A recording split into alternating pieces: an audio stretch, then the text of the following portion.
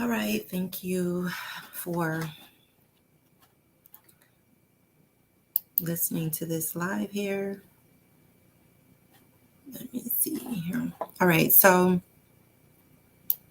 I wanted to start off by saying this prayer here. I just wanted to go over what we're talking about today. So I did a video before about sex trafficking and how I think, more awareness needs to be brought to this the topic, and more awareness about something getting done about it, something, also the stigma about it. Just a few different aspects about sex trafficking. Sexual slavery is rampant in the world, not just in America, but nobody is really doing anything. If you look at some of the stats with how many people are being caught, nothing really is happening. It's not, the amount of sex trafficking that's going on doesn't equate to the amount of people that go to jail for it. So more awareness needs to be brought up about it, and we do need to move towards doing something for the victims, but then also putting behind bars these sex traffickers. So today we're going to go over a documentary on Real Women, Real Stories channel. And I am also, we're going to go over this prayer here because we're going to need it. Because this is a pretty heavy topic. And this is something that people like to talk about because of how taboo it is. And also people just don't know what to do after that. I mean, I guess I feel like that too in a way, but I do know one thing, that I can't do nothing. That's the one thing that can't be done. It's nothing. So if nothing else, awareness needs to be brought about this topic. So let's go ahead and get into it. So the serenity prayer reads, God, grant me the serenity to accept the things I cannot change, the courage to change the things I can, and the wisdom to know the difference. Living one day at a time, enjoying one moment at a time, accepting hardships as the pathway to peace, taking, as he did, this sinful world as it is, not as I would have it, trusting that he will make all things right if I surrender to his will, that I may be reasonably happy in this life and supremely happy with him forever in the next. In Jesus' name, amen. So thank you for going over that prayer with me. I do want to stop that here. And we can get into this next. Hold on just 1 second.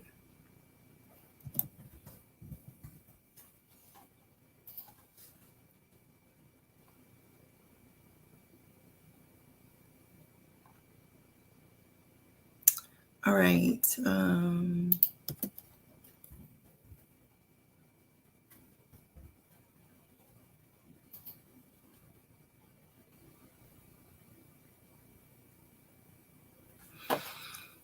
All right, so let's get into this next screen share here. Give me 1 second.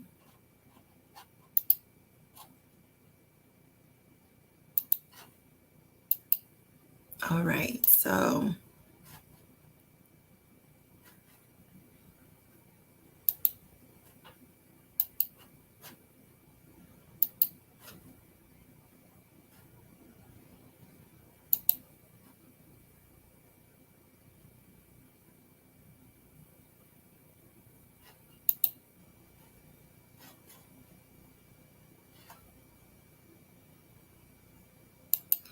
all right, you guys.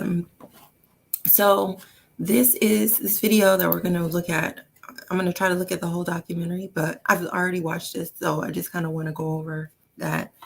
This again, some of it is shocking, but I'm going to go over that this is a fair use. This video is going to be used for fair use for commentary on this topic. So the documentary is called Human Trafficking Victims Often Hidden in Plain Sight.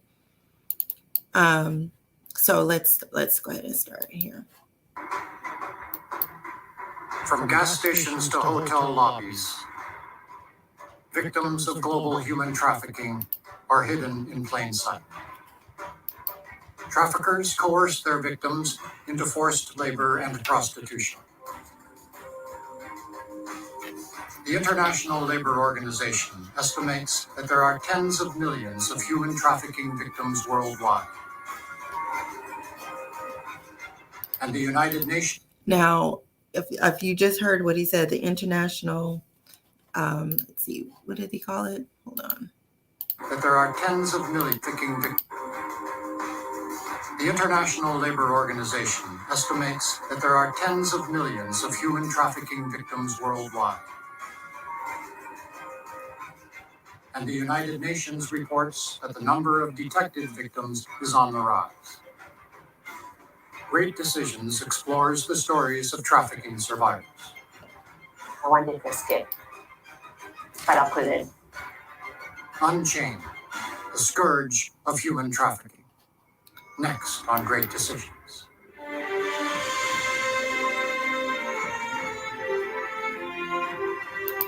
Okay, so I just want to go over that. So the International Labor Organization is saying that there are tens of millions of trafficking victims, yet later on in the video, we'll see how many people that have already been convicted of this type of crime. So we'll move forward, but I just want you to take note that the International Labor Organization says that there's tens of millions of victims. It's of victims. So let's move forward. Great Decisions is produced by the Foreign Policy Association in association with Thomson Reuters. Funding for Great Decisions is provided by PricewaterhouseCoopers LLP and the Nelson B. Delavan Foundation.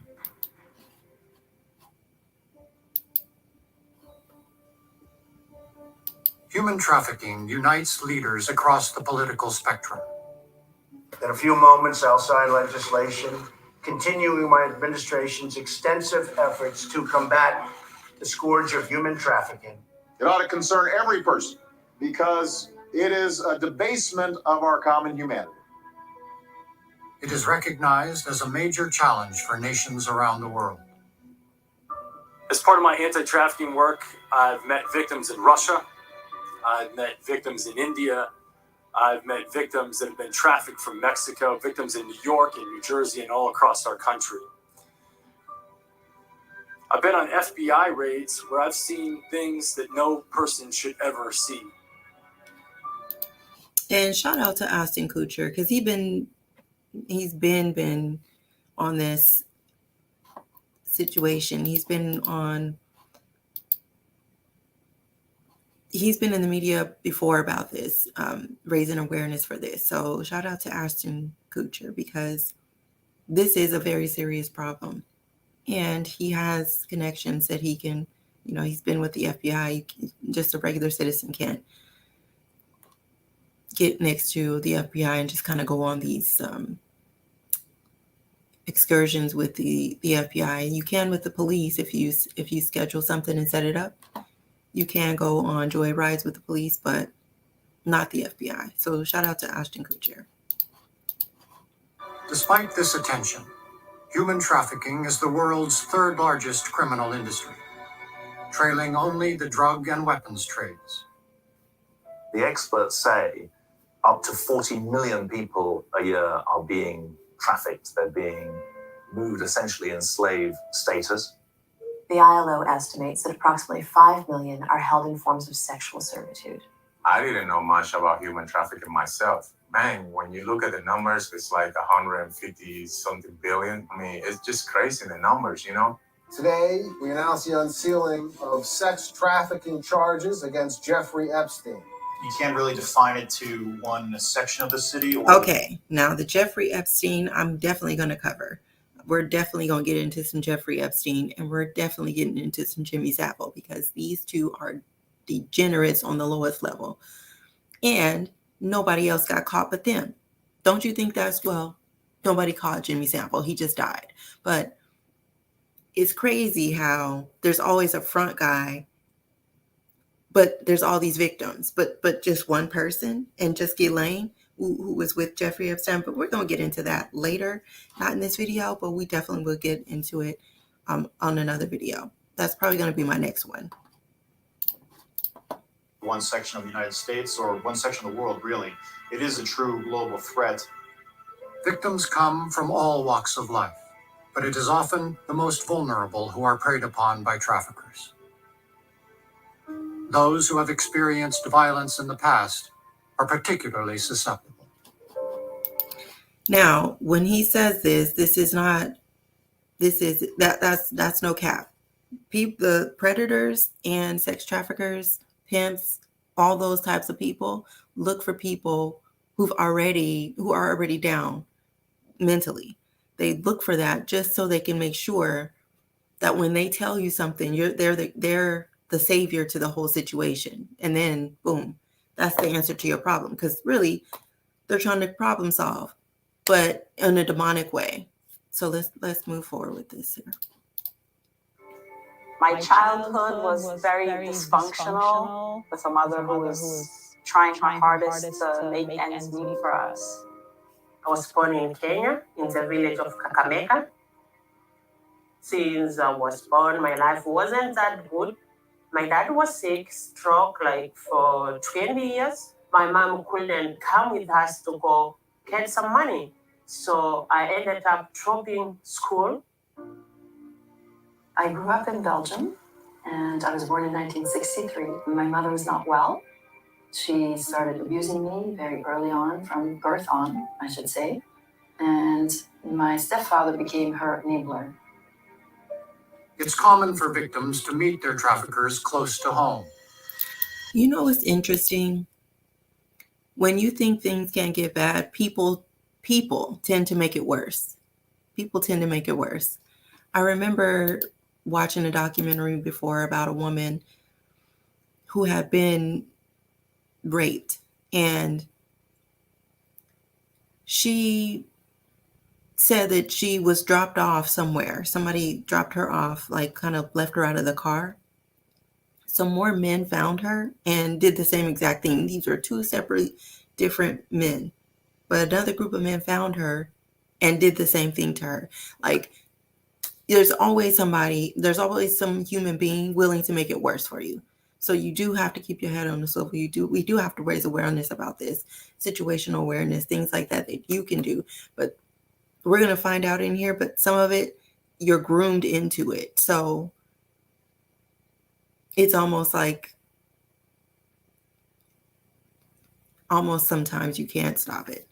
But if we can raise awareness about it, we can stop it from continuing to happen. We can start putting, preventative measures in these households when you see something, especially with children.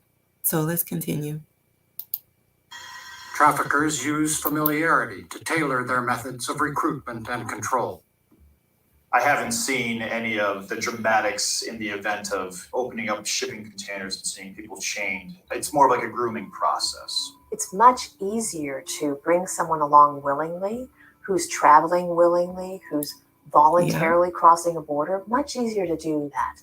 It could be your kids, it could be your daughter. I mean, I have 5 kids, you know. Can you imagine just to try educating the people more that there is an issue and it's happening in our own backyard? We need to do something about it. We do.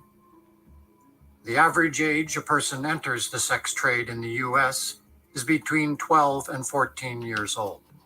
Now, traffickers themselves that. average 12 and 14 years old. Now, at 12 and 14 years old, do you think that the brain is fully developed? I don't think that the brain isn't fully developed. We all know this. As adults, you know that at 12 and 14, shoot, at 18, your brain still isn't fully developed. So they get these children who are already in a very likely bad situation at home. And then they make it worse by grooming them, telling them that they're going to be the savior to their situation, that they're going to help take them out of this situation. We already know what the game is. This is why a lot of men, if you notice online, like young girls. They like that because they can groom them and they can get them to do whatever it is that they want. Sleep with them, sleep with their friends. Who cares? I mean, it's between us, right? And these girls think that they are actually the ones making this decision. Let's continue. 28 and a half for their first arrest on charges of trafficking. Half years old. Traffickers themselves average 28 and a half for their first arrest on charges of trafficking. I do believe that my family was targeted when we first moved to this village. The woman who was the contact person with the network was aware that my mother wasn't well. And so she knew that she could use me. I was 5. She and her husband took me, as well as other children, on outings. It started when I was much younger, when I was like 13, 14. Most of the clients who are sex trafficked that we work with have come into it through a romantic relationship. And over time, as the rapport is built, you have this emotional attachment between the future victim and the trafficker. I come from a background of poverty and oppression, so I was always looking to fill the voids that were there. And this is exactly what they're looking for. The home life preps and primes these types of situations to happen, and it's rampant all over the world. Primarily with, like they said earlier, with women and men, some men, but mostly women and children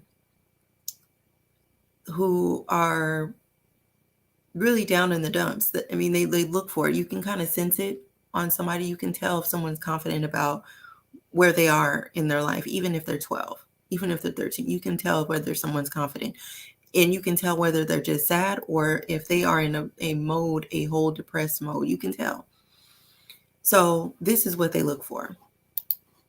Let's continue. Actually, like excited because I'm like, wow, like this older guy likes me, you know, like finally someone is paying attention to me. Many victims are sexually assaulted by traffickers. I didn't like the woman, and the husband raped me, and then they took me and 3 other girls to this orgy. It was in a castle. I was taken out by someone who was acting as some kind of a middle person, and he raped me. Labor trafficking victims are often coping with financial challenges. Most are foreign nationals. So there's sex trafficking, and then there's labor trafficking. But there's other trafficking too. So we'll just get into what's going on in this documentary here. So we're going to go into the labor trafficking. Compounding their vulnerability. The number one thing that we see for our labor traffic clients is the desire to provide for their families. I get pregnant in an earlier age. I went back home. Now it's like I bring a lot of problem to my parents. My dad is sick. My mom is there. Now I have a baby. Many labor victims are recruited through well-known channels for what they feel are legitimate jobs. These underground workers have a significant impact on the larger economy. Now this is the rub. You come to America, or you come to Europe, or you come to, some part of Europe, and you can work. You can work. We got you a work visa. You can come and work. And then when you get here, we're going to go ahead and take that passport, and you're going to have to do all these things to get it back. It is estimated that forced labor generates billions for the private economy globally. All of the goods and services that we buy have the potential to be tainted by. This is slavery. Slavery never stopped. It just went underground, and in some cases, it's still blatant. But slavery just went underground. Same things are happening today that happened a long time ago and even before that. So let's continue. By forced labor. I went to Nairobi City. There they pay good money. They were a nice family. I worked for them for 11 good years.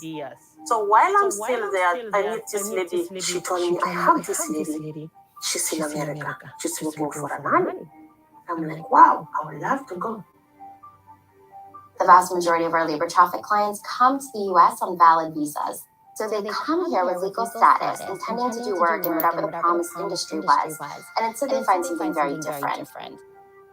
The visas themselves are tied to the employer, and because they're tied to the employer, it makes it almost impossible for that person to leave a situation of forced labor.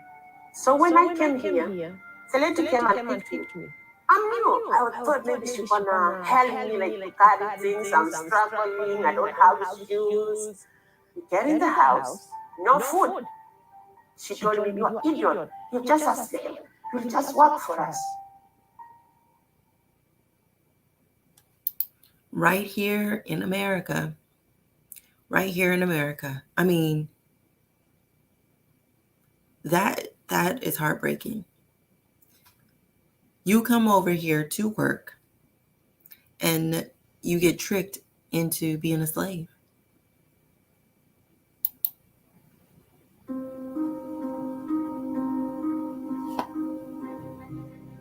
Once a victim has been ensnared, there can be a feeling that there's no way out. It went at first from feeling loved and accepted to then being kind of scared, like, wow, this is really happening. I got numb pretty quick. It just became a new normal. I was abused a lot.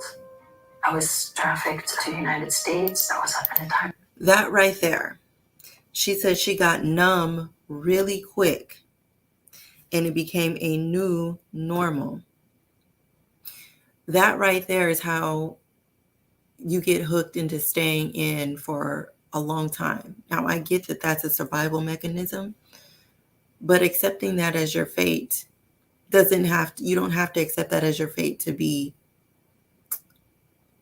to survive. You can, because if you can stay alert, I think that's probably the most way that you can get out of these situations. But it's sad because she said she immediately became numb. Obviously, it's something she had disassociated, right? Because she didn't want to be there. She didn't want to do it. That wasn't her choice of occupation, and which wasn't an occupation. And slavery isn't an occupation. But she became numb and then accepted this as her new normal.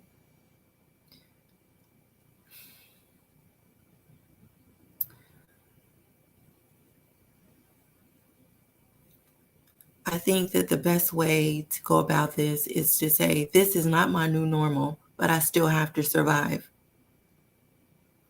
So I'm going to do what I have to do to get to the next point. I wouldn't claim to know that I know everything about this or anything like that, but accepting it as your new normal has probably gotten a lot of girls stuck in that situation and they never got out. I want to bring awareness to, if somebody ever falls into this and they hear this, this is not your new normal, but you do have to survive. Let's continue. for a month. Then I was sent to Germany to get training to be a sex slave to the elite. That was another month. My parents went. And shout out to the young lady because she survived this. She's the one that went through this. She's the one that survived this. But I just want you to know that God doesn't want you to accept this as your new normal at all. He wants you to survive, but this isn't something that's going to be normal for you. This is not your intended fate at all. This was never your intended fate. On holiday without me. I don't know if they knew that I would ever come back. October, she didn't pay me. I waited. November, I'm like, this is Christmas. You know, people need some money. And you know, I have a baby back home. I came here working hard because of her and my parents. Traffickers use multiple forms of violence to maintain control. With respect to force, that can constitute sensory deprivation or food deprivation. It can constitute physical assault or beatings, burnings, tattooing, brandings, markings. Traffickers also use fraud and coercion to keep their victims in line. They'll force you to stay in the area of coercion where, you know, if you don't stay and keep doing this for me, I'm going to report you to the authorities. I just heard a different story, you know, from some of the survivors that comes and, you know, through the events that we have at the stadium and just share their stories. They use these victims that they kind of brainwash them to do different things. It's crazy, you know. I was taken to another place. It was a basement of some kind. It showed me the body of a young woman who had clearly just been killed. And just very casually said that we like you. We don't want this to happen to you. I mean, a young girl. I think she said she was 5 when her mother sold her. Her mother sold her. Or basically, because she said that this woman took her knowing that her mother didn't have all her faculties together. So she took her, and this is what's happening when she was very, very young. Very, very unfortunate. There was nothing that needed to be pumped into me to make me comply. You knew what you had to do, and you would just do it. And if you came out of line, then there would be repercussions. And those repercussions would be like getting beat. The way she was threatened. So this woman was just looking at her surroundings and looking at and saying, there is no wiggle room here. I have to do what's being told to me. That is a woman in survival mode. That is exactly what you should be doing. I'm so happy that this woman said that. She said, I wasn't forced. She didn't fight because that's survival mode. You have to play that part. And I commend her for surviving. All of these women, they were in different forms of slavery and they all survived. They're living to tell their tale. There is power in testimonies for sure. Let's continue. If you do something, I will call you police, you will go to jail. I'm from Kenya. No family here. If I go to jail, my people, my family, how they gonna reach me in case I die here? When she was telling me she can throw me through the window and go to the Hudson River. Who's gonna see that body floating on the river? Nobody.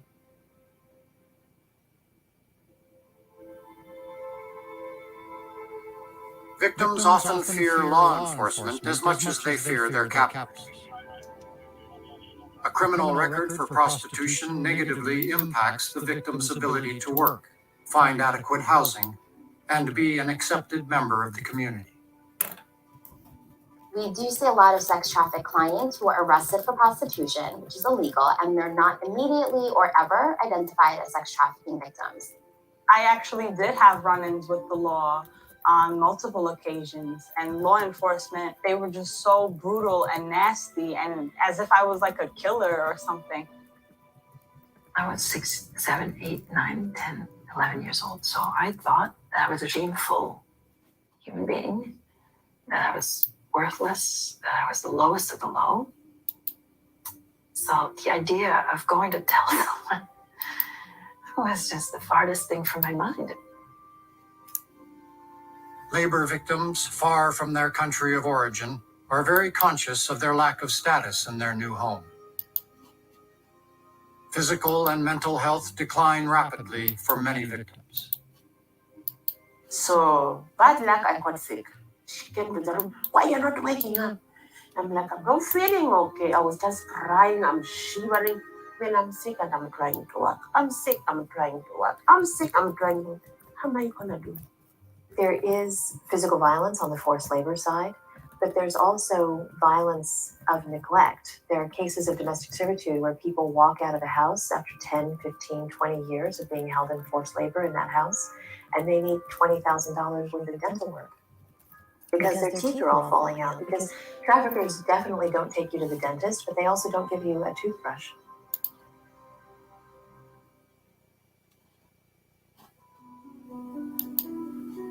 Once in the cycle of trafficking, it's very difficult for victims to break free. It's hard for victims to know whom they can trust. With no one to turn to, at times only a lucky turn of fate can bring freedom. And so you can imagine that if you've been trafficked, you've been potentially held against your will, or you've had threats made against you and your family. You've been threatened to be turned over to law enforcement. You've been physically assaulted. You've been confined. Clearly, there's a lack of trust there with people you don't know. For Lisa, that turn of fate came after 4 years of being sex trafficked. An arrest helped her connect with Safe Horizon. Now, with this, though, a lot of these people just by happenstance got out of their situations. It wasn't like a sting operation being ran, because there's a lot of drug sting operations being ran and a lot of drug people going to jail, but not a lot of traffickers. So let's see what happened with the rest of her journey. An organization that assists trafficking victims. The caseworker from the program was there and she gave me her card. Anytime you would get locked up, your pimp would be nearby to take you home. The next day, I was supposed to go in to the program. And that very next day, he was arrested for unrelated matters, nothing to do with trafficking. So that's what gave me the courage to call. Annika broke free with the help of one of her abusers. After being trafficked for 5.5 years. He arranged a deal to get me out. He told me that I should never take money to sleep with anyone, never do it. I should go to Paris, London, New York. That's how he said it. I should marry. I should forget what happened. I should never speak about what happened. I should forget him. For Susie, her constant illness eventually became too much and she had to see a doctor. That doctor's visit proved to be a turning point. Susie endured slave labor for 2 years. She was also helped by Safe Horizon. And the doctor started asking me my question, why are you here? Before I started explaining my story first. Then I feel like it's touching. She looks so defeated right here. She looks defeated. I'm so happy that you got out, Susie. I'm so happy that she is now, you can tell the difference in the post interview and in these photos. Her eyes, she has beautiful eyes, but they look so sad. So sad.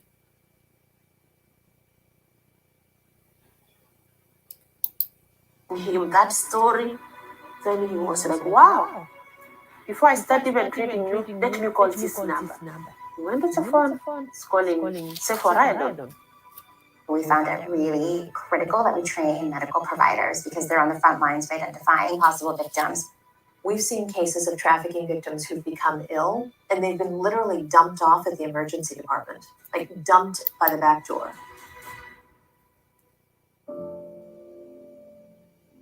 Life after trafficking can prove challenging. The victim has no financial resources to fall back on.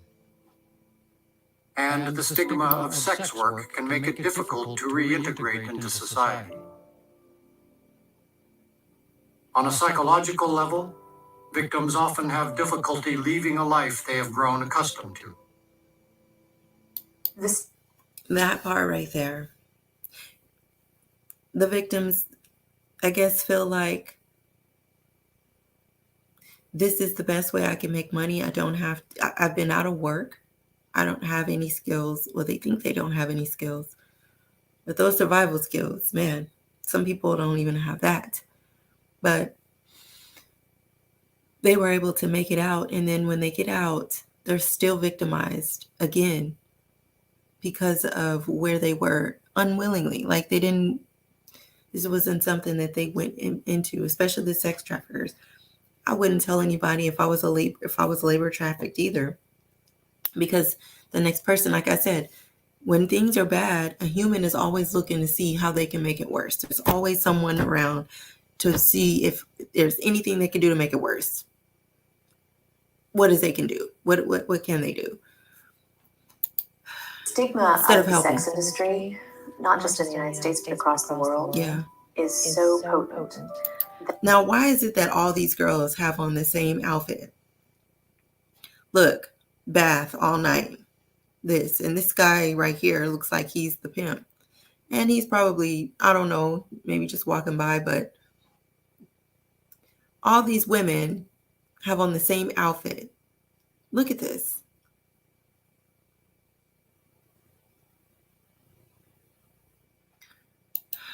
That the added trauma of having been forced to engage in work that is in most places illegal, I think makes it harder to escape, and it can make it very difficult to recover.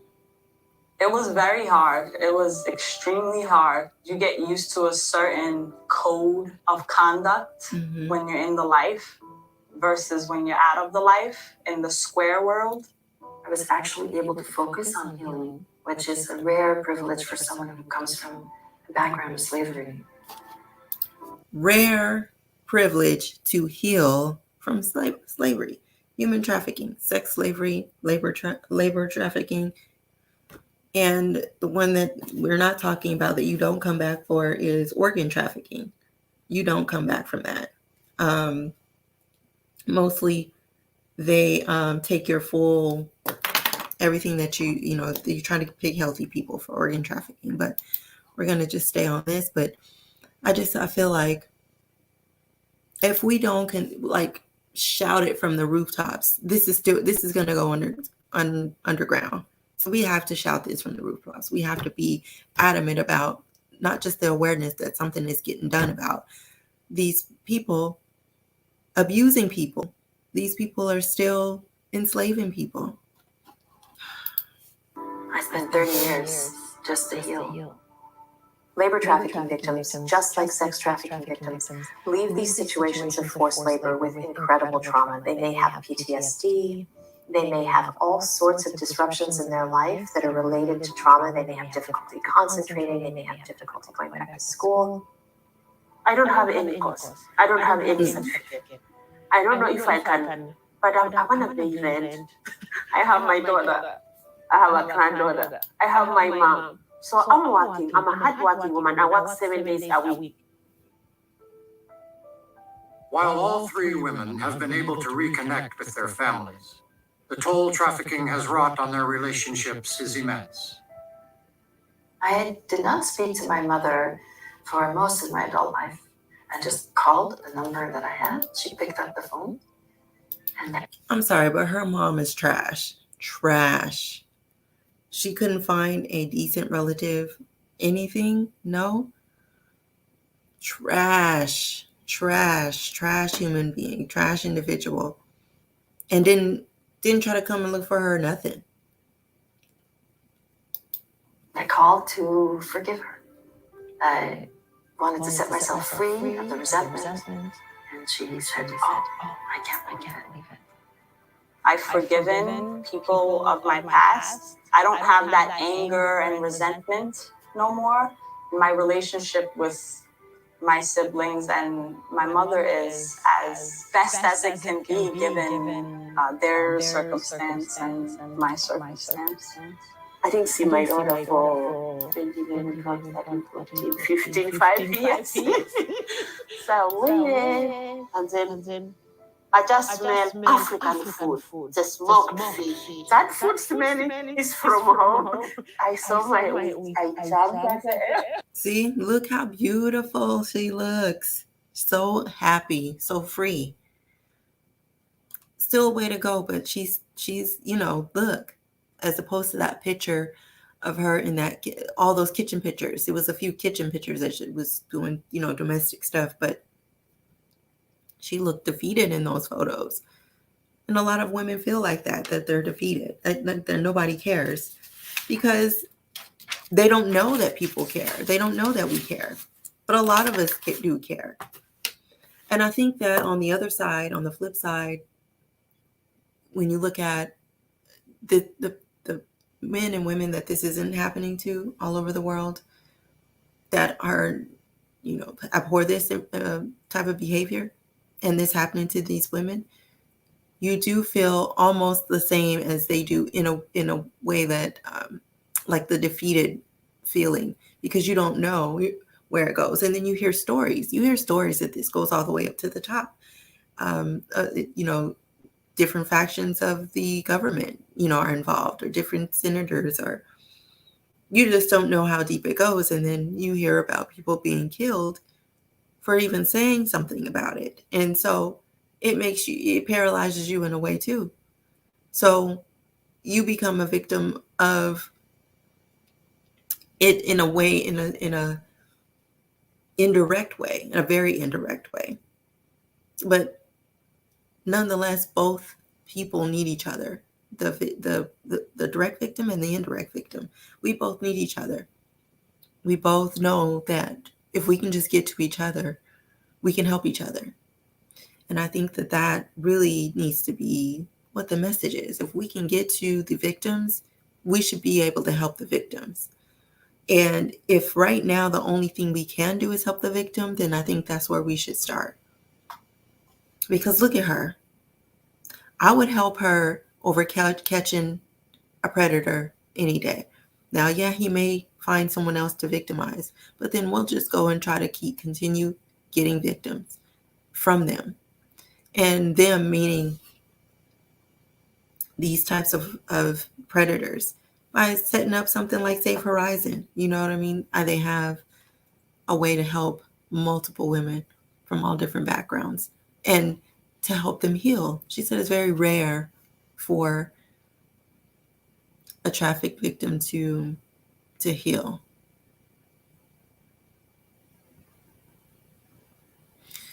The stigma of slavery, the stigma of sex work, the stigma of coming from a country where things aren't where they should be, the stigma of just being in that world.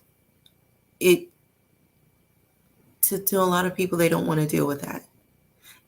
I remember talking to someone a few days ago about the senseless killings happening in America, mass shootings and spree killings and things like that. And it was this woman, and she told me, she was like, "Oh, I don't watch the news. I don't watch the news."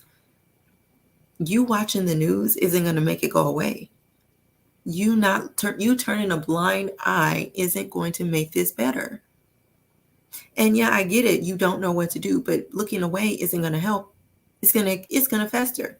I think there's a quote that says, "The only thing for evil to prevail is for good men and women to do nothing." That's how this has gotten so rampant. Well, it's been rampant since chattel slavery, but it's to the point where it's so systematic that you don't even recognize it. That's scary. That's finished. He was so nice, so happy. Despite everything, they remain optimistic about the future.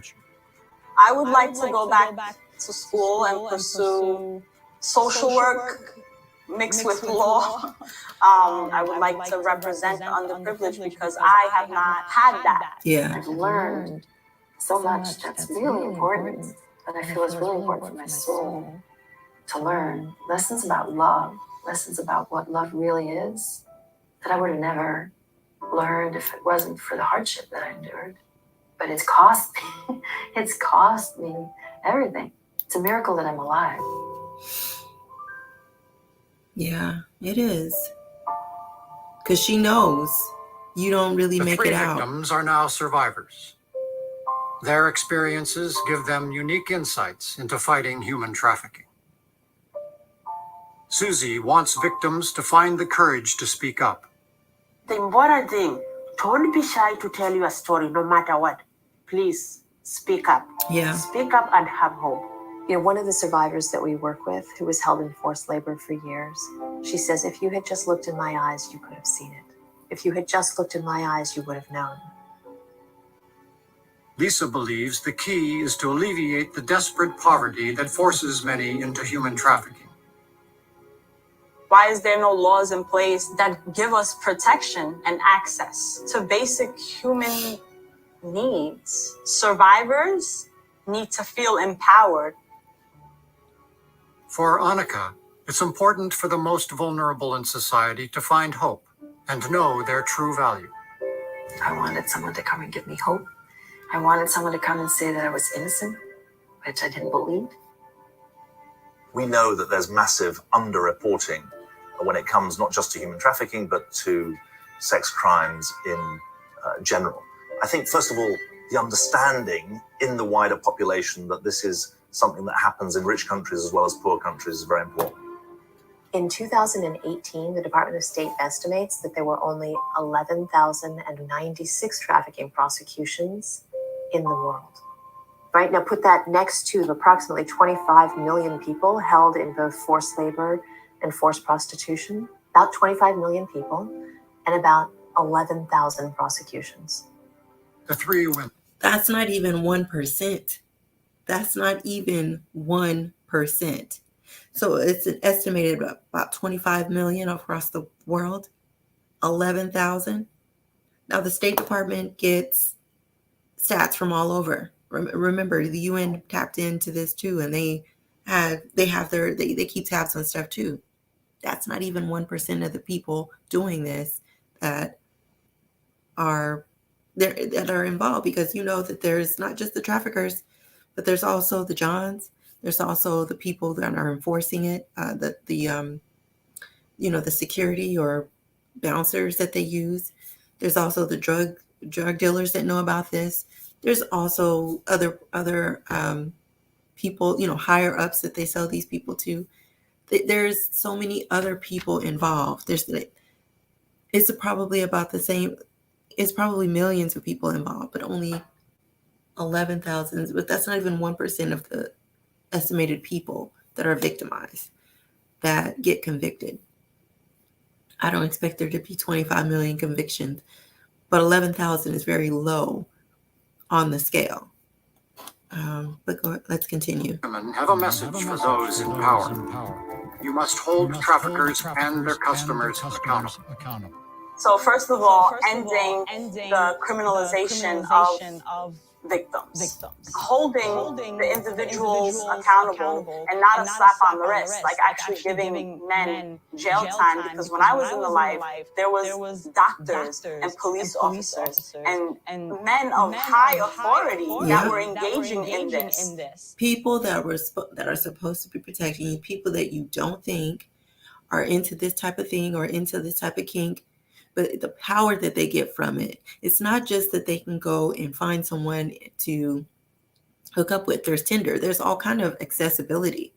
It's the power that they get from enslaving someone. These are power-hungry, money-hungry people. Because that's what they do. They want to take your body and tell you can't use it for what you want to use it for. You have to use it for what I want to use it for. And not only that, I'm going to ruin the rest of your life. You're not going to get a life. So they want to be a god to these people, to tell people what they should and shouldn't be doing, except for they're demonic. They're demonic. And these are men who have money, who just pay people off. That's not okay. When it comes to specific individuals of a certain class, whether it's through their money wealth. On my side, with the federal government, I mean, we'll prosecute anybody. I don't think you can really be. I mean, they say that. They say that. But it's only 11,000 though. I mean, that's not prosecuting anybody. And I'm sure that that person that said that thinks that too. But when you boil it down, that's not the case. The case is that somebody needs to get on somebody's keister. This is a mess. This is a whole mess. There's no reason why there's only that 11,000 convictions in 1 year when we know it's rampant. So 11, like, let's continue. Completely blind to this problem. Keep your eyes open and then tackle the problem of sex trafficking at the source. The number of prosecutions for forced labor in the entire world, estimated by the State Department, are approximately 450 in the world. So when you do the math shows you that if you're going to traffic people into forced labor, you are going to enjoy almost complete impunity. It's happening. Impunity. That means that you can make somebody do something under duress, which is what trafficking is, and nobody's going to do anything to you about it. Because they always have a fall guy. So that's 450 fall guys. This is basically what she's saying.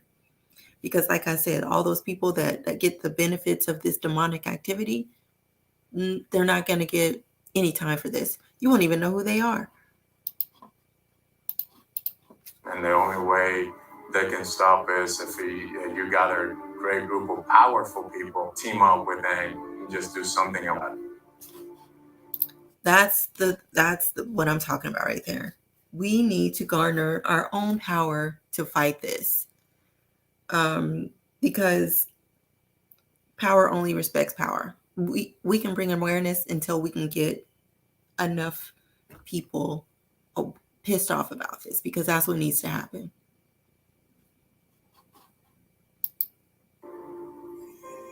According to the leaders and legislators great decisions spoke with, this is a major policy challenge that must be tackled head on.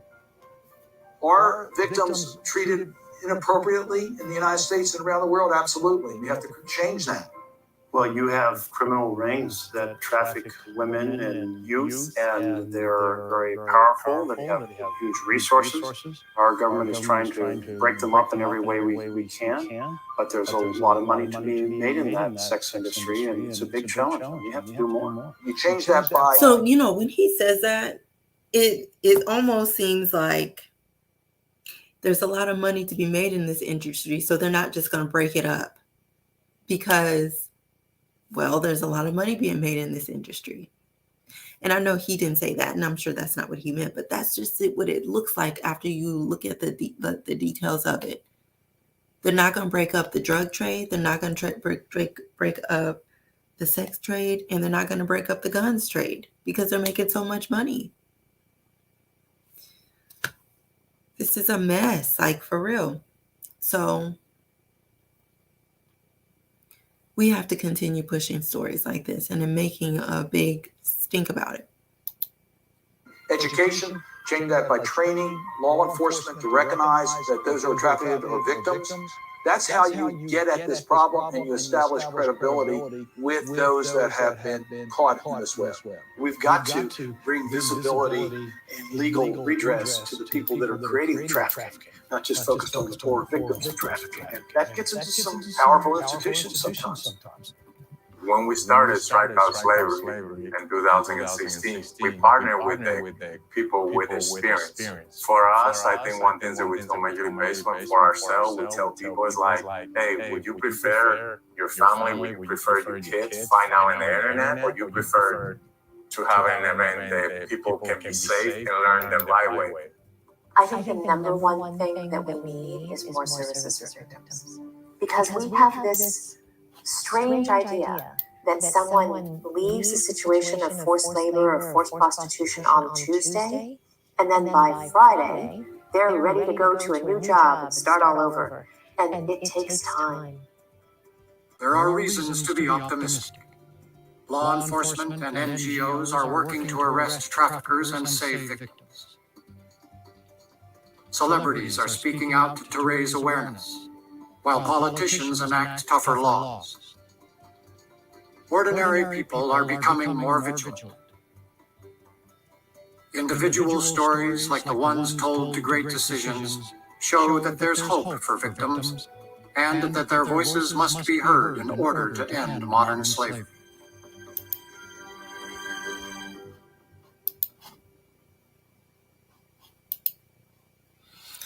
So there's a human trafficking hotline, 888-373-7888. That is the end of the documentary. So I just want to say that one of the main reasons why this continues to be as rampant and as systematic as it is because it's basically going unchallenged. And then when you do challenge it, there comes more challenges, right? Like you get a large pushback, and then some of that pushback even ends up being where people are being killed. Because I remember hearing a story about a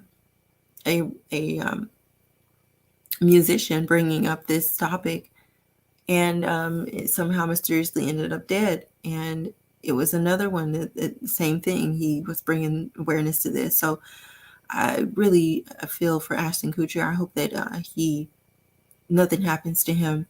But these two musicians were bringing awareness to this particular issue and mysteriously came up dead. So you do need to have a certain level of spiritual protection when you are doing this type of work, a certain level of grace. That doesn't mean that you can't share a video. That doesn't mean that you can't talk about it in your homes, that you can't find ways to be vigilant. I would say really be vigilant, because there are kidnappings where people will kidnap you and traffic you that way. But a lot of it is coercion. A lot of it is, like they said at the beginning of the video, where you are groomed into the situation. So you think that it is your complete decision, and it's not. They have a motive going in when they're meeting you, and you think you have a motive when you're going in meeting them. So as much as people like to blame the victim is the victim. And it wasn't their fault, because they had different intentions from the jump. So if you are a victim, I do want to let you know that this isn't your fault. None of this was your fault. Even if you were coerced or talked into it, people can talk you into anything. There's so many different things you can be talked into. That doesn't mean that it's your fault. It means you got the wool pulled over your eyes, and you may have thought it was one thing, and it completely turned out to be a completely different thing, way different than what you thought you signed up for. As the case with the woman when she came over to America because she thought she was getting a job so that she can feed her family. She signed up for a domestic work, but she didn't sign up to be a slave and be a domestic work. You know, these women that are in the sex trafficking industry, they meet a guy, they think he's into them, or that he can help them get out of a situation. Yeah, that's initially what they think they signed up for, but they didn't sign up to be sex slaves. They didn't sign up for that. If they did, then where's the contract? So there is no fault of the victim. There can't be any fault. The victim is the least person that has done anything. My only thing is that the victim doesn't accept this as their fate. Don't accept this as your natural fate. This is not your natural fate. This is a faux fate, a fake fate, a hijacked fate, a pirated fate. And that is not your fault. It never will be your fault. All right, well, I am going to continue doing this work here because it definitely needs to be done. I'm going to be doing another reaction video, and we're going to talk about one of these traffickers next time. And I don't know who it is going to be yet, but we're definitely going to look into it. And I've been researching this topic for some time now, so I'm definitely at the point where I want to talk about this and share information about this and see what we can do together to get to the victims, to help the victims, because that's the most important thing right now, is the victims, these innocent victims that we need to pirate the ship so that they can get their real fate back. All right. Well, thank you for listening. I love you. Bye.